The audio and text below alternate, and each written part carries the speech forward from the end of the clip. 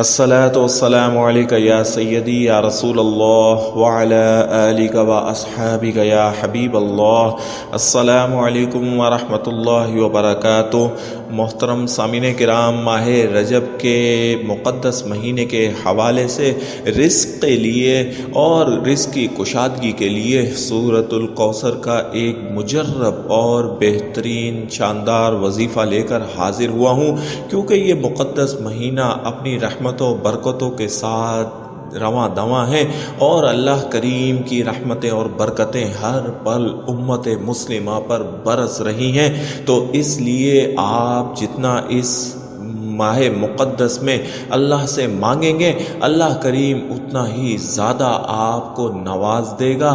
یہ ہمارا تجربہ ہے. سامعین کرام، ماہ رجب کے حوالے سے سورۃ الکوثر کے اس وظیفے کی ویڈیو کو آخر تک دیکھیں اور سمجھ کر وظیفہ پڑھیں اور دوسرے لوگوں تک بھی اس کو پہنچا دیں، تاکہ ان کی بھی رزق کی بندشیں اور کمی بیشی ختم ہو سکے، دور ہو سکے، اور ان کی زندگی بھی ان پر آسان ہو جائے.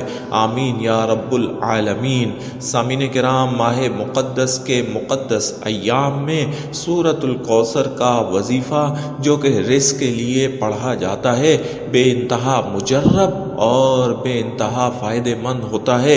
اس لیے آپ اس وظیفے کو لازمی پڑھیں، تاکہ آپ کے رزق کی تمام بندشیں، رکاوٹیں ختم ہو جائیں، اور اللہ رب العالمین آپ کو اپنے غیبی خزانوں سے رزق کی بے انتہا دولت نصیب فرما دے، رزق حلال عطا فرما دے، اور اتنا رزق عطا فرما دے کہ آپ دوسروں کو دینے والے اور بانٹنے والے بن جائیں. سامعین کرام، رزق کے تمام معاملات اللہ رب العالمین نے اپنے اختیار میں رکھے ہوئے ہیں، اور کسی کی جرت نہیں ہے کہ کسی کا رزق بند کر سکے یا کسی کے بند رزق کو کھول سکے.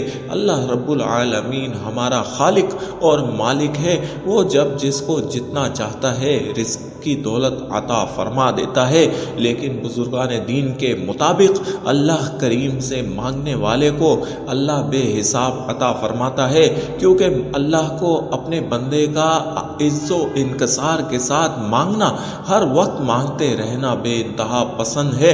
وہ اتنا رحیم، اتنا کریم اور 70,000 ماؤں سے زیادہ محبت کرنے والا ہمارا رب کامل ہے، جو ہمیں ہر وقت دینے کے لیے تیار ہے. بات صرف ہماری مانگنے کی ہے.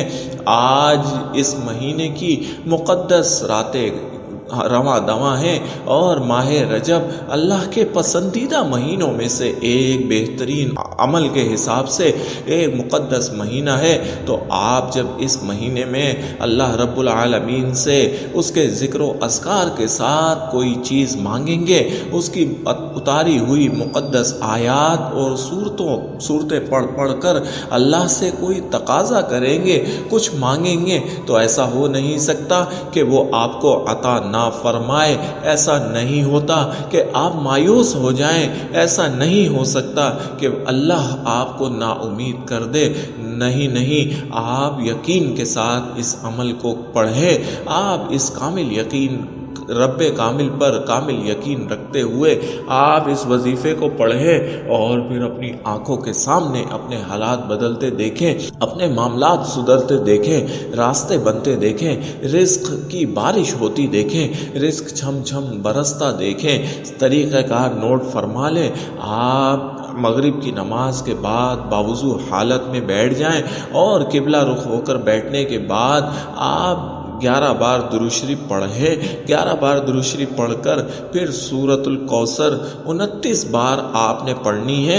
اس طرح توجہ اور یکسوئی کے ساتھ پڑھنی ہے کہ آپ پڑھ رہے ہیں اور ہمارا رب ہمیں سن رہا ہے. اتنی توجہ اور دنیا و ما فیہا سے بے غم اور بیگانہ ہو کر آپ نے سورۃ الکوثر 29 بار پڑھنی ہے. پھر 11 بار درود شریف پڑھ کر اپنے رب مہربان سے دعا کرنی ہے، رزق کی کشادگی کے لیے، خوشحالی کے لیے، تنگ دستی سے نجات کے لیے دعا کرنی ہے.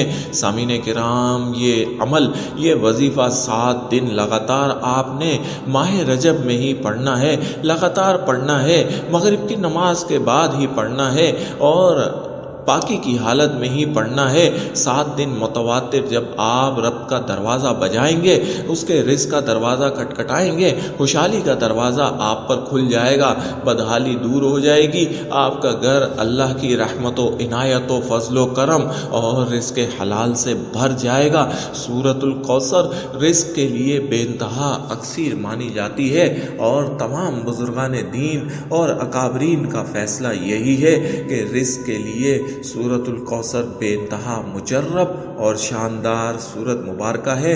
اللہ کریم ہمیں اس وظیفے کو پڑھنے کی سعادت اور توفیق نصیب فرمائے، آمین یا رب العالمین۔